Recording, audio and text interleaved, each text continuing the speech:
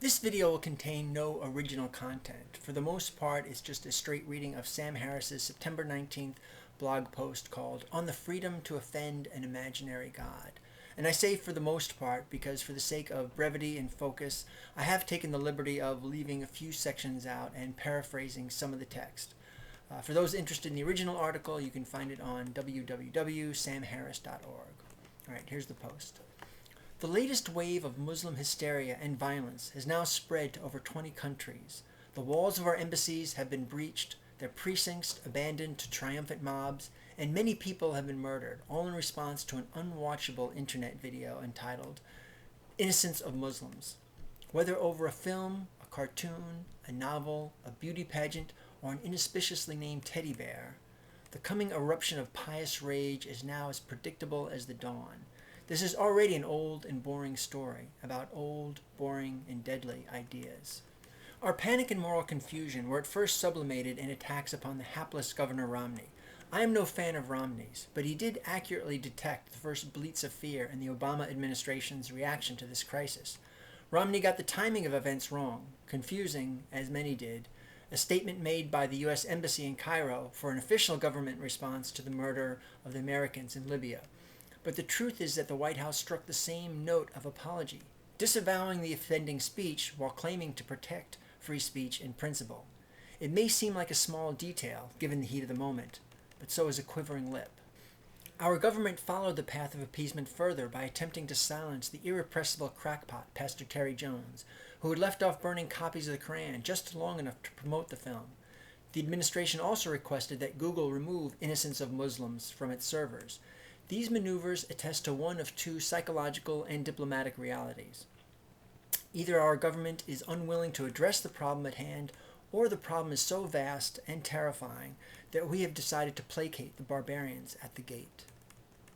The contagion of moral cowardice followed its usual course, wherein liberal journalists and pundits began to reconsider our most basic freedoms in the light of the sadomasochistic fury known as religious sensitivity among Muslims. Contributors to the New York Times and NPR spoke of the need to find a balance between free speech and freedom of religion, as though the latter could possibly be infringed by this YouTube video. As predictable as Muslim bullying has become, the moral confusion of secular liberals appears to be part of the same clockwork. Consider what is actually happening. Some percentage of the world's Muslims, 5%, 15%, is demanding that all non-Muslims conform to the strictures of Islamic law. And where they do not immediately resort to violence in their protests, they threaten it. Carrying a sign that reads, "Behead those who insult the Prophet," may still count as an example of peaceful protest, but it is also an assurance that infidel blood would be shed if the fanatic holding the placard only had more power. This grotesque promise is, of course, fulfilled in nearly every Muslim society. To make a film like Innocence of Muslims anywhere in the Middle East would be as sure a method of suicide as the laws of physics allow. What exactly was in the film? Who made it? What were its motives? Was Muhammad really depicted? Was that a Qur'an burning or some other book? Questions of this kind are obscene. Here is where the line must be drawn and defended without apology.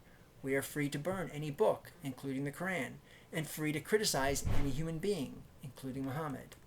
At moments like this, we inevitably hear, from people who don't know what it's like to believe in paradise, that religion is just a way of channeling popular unrest. The true source of the problem can be found in the history of Western aggression in the region. It's our policies, rather than our freedoms, that they hate.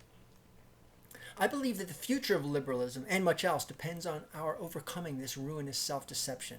Religion only works as a pretext for political violence because many millions of people actually believe what they say they believe, that imaginary crimes like blasphemy and apostasy are killing offenses. Most secular liberals think that all religions are the same, and they consider any suggestion to the contrary a sign of bigotry. Somehow, this article of faith survives daily disconfirmation. Our language is largely to blame for this. As I have pointed out on many occasions, religion is a term like sports. Some sports are peaceful but spectacularly dangerous, such as free solo rock climbing. Some are safer but synonymous with violence, such as boxing. And some entail no more risk of serious injury than standing in the shower, such as bowling. To speak of sports as a generic activity says nothing about what participants actually do.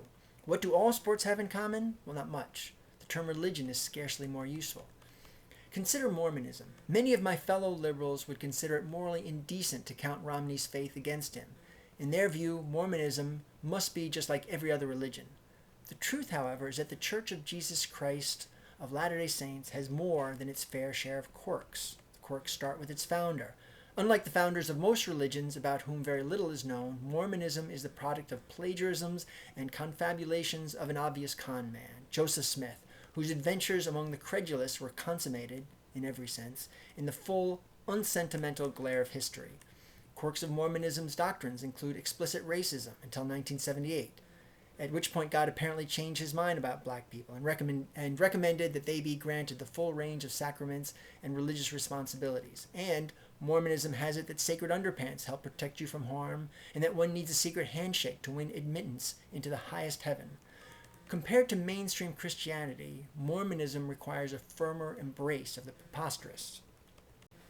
The point, however, is that I can say all these things about Mormonism and disparage Joseph Smith to my heart's content, without fearing that I'll be murdered for it. Secular liberals ignore this distinction at every opportunity and to everyone's peril.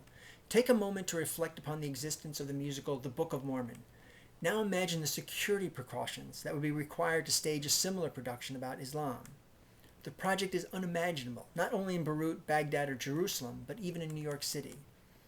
The freedom to think out loud on certain topics without fear of being hounded into hiding or being killed has already been lost, and the only forces on earth that can recover it are strong, secular governments that will face down charges of blasphemy with scorn. No apologies necessary. Muslims must learn that if they make belligerent and fanatical claims upon the tolerance of free societies, they will meet the limits of that tolerance. And although I disagree with Governor Romney on most subjects, he is surely right to believe that it is time our government delivered this message without blinking.